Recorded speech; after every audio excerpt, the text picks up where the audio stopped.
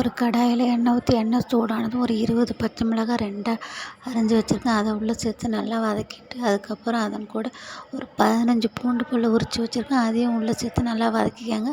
அது வதங்கினதுக்கப்புறம் 2 கைப்பிடி அளவு கொத்தமல்லி தழை நல்லா க்ளீன் பண்ணி வச்சுருக்கேன். அதையும் உள்ளே சேர்த்து நல்லா வதக்கிட்டு, ஒரு எலுமிச்சை சைஸ் அளவு புளி சேர்த்து அதையும் நல்லா வதக்கிட்டு ஒரு 5 நிமிஷம் ஆற விட்டுக்கோங்க. ஆற விட்டதுக்கப்புறம் ஒரு மிக்ஸி ஜாருக்கு மாற்றி 1 ஸ்பூன் உப்பு சேர்த்து நல்லா மைய அரைச்சி எடுத்து ஒரு வேறு பாத்திரத்துக்கு மாற்றிக்கங்க. அதுக்கு ஒரு தாளிப்பு கொடுத்துடலாம்.